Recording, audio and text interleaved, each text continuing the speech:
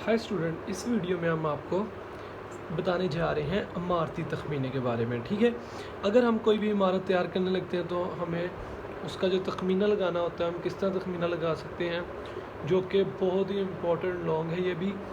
तो आप देख सकते हैं ये क्वांटिटी सर्वेइंग की बुक है। ठीक है, तो इसमें जो इमारती तखमीना है उसके बारे में मैं आपको बताऊँगा कि हम कैसे लगा सकते हैं। जैसा कि आप स्क्रीन के सामने देख सकते हैं, ये हमारा पॉइंट है मेन, इमारती तखमीना बिल्डिंग एस्टीमेट। ठीक है, उसके बाद आप नीचे आते हैं, यहाँ देखते हैं तो तारुफ इसका जो है वो है बुनियादी तौर पर किसी भी बिल्डिंग का तखमीना दो तरह का होता है। जो फर्स्ट है वो है रफ़ कास्ट। ठीक है, उसके बाद होता है तफसीली तखमीना। उसके बाद अगर हम रफ़ कास्ट का पढ़ें तो रफ़ कास्ट तखमीना का मकसद इमारत की लागत का अंदाज़न लगाना होता है। ठीक है, ताकि इमारत की तमीर के लिए रकम का बंदोबस्त किया जा सके। गवर्नमेंट के कामों के लिए रफ़ कास्ट तखमीना का मकसद महकमाना मंजूरी हासिल करना है।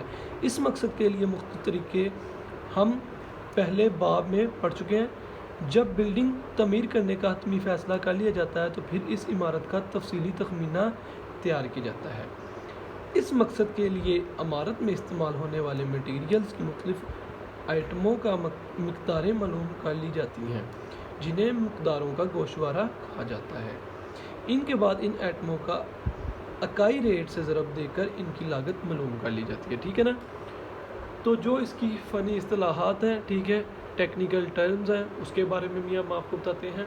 लेकिन उससे पहले मैं आपको बताते चलूँ, ये था इसका रफ़ कास्ट तखमीना। ठीक है, उसके बाद जब हम आते हैं फ़नी इस्तिलाहात में तो आप देख सकते हैं इसमें सबसे पहला पॉइंट है प्लिंथ एरिया। ठीक है, उसके बाद आ जाता है फ्लोर एरिया, फिर आता है कारपेट एरिया और कैपिटल कॉस्ट।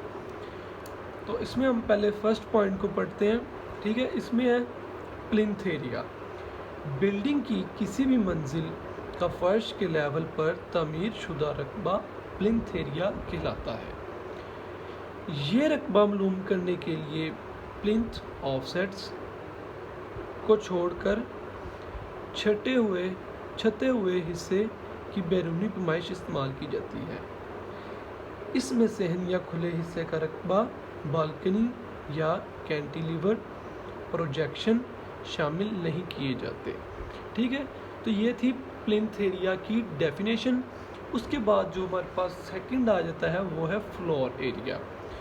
तो फ्लोर एरिया हम पढ़ते हैं बिल्डिंग की दीवारों के दरमियान घिरा हुआ कुल रकबा फ्लोर एरिया कहलाता है। इसमें तमाम कमरों, बरामदा, कॉरिडोर, दाखिली हाल, सीढ़ियों और कमरे, किचन, स्टोर, बाथरूम्स वगैरह का रकबा शामिल है। दूसरे अल्फाज में अगर प्लिंथ एरिया में से दीवारों और कालमों का रकबा निकाल दिया जाए तो बाकी रकबा फ्लोर एरिया कहलाता है। कैपिटल कॉस्ट उससे फिर थर्ड जो पॉइंट है वो है कारपेट एरिया।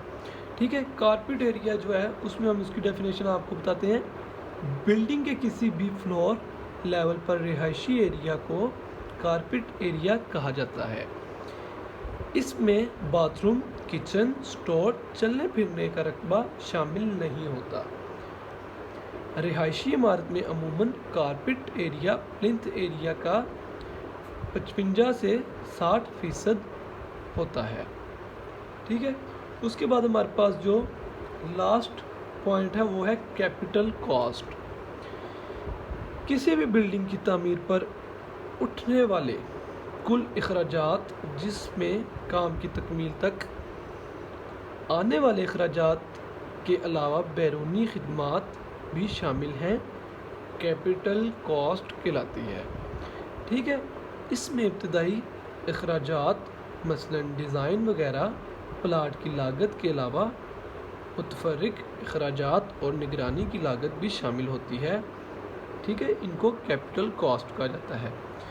तो ये था सबसे पहला पॉइंट हमारा रफ़ कास्ट के बारे में तखमीना, फिर तफसीली और इसकी फ़नी इस्तिलाहात। प्लिंथ एरिया उसके इसमें मैंने आपको बताया। ठीक है, उसमें आपको मैंने फ्लोर एरिया, کارپٹ ایریا اور کیپٹل کاسٹ کے بارے میں بتایا. ٹھیک ہے، تو یہ تھا آج کا ہمارا عمارتی تخمینہ کے لحاظ سے، ٹھیک ہے، ان کی ڈیفینیشنز اور ایسٹیمیٹ لگانے کا طریقہ.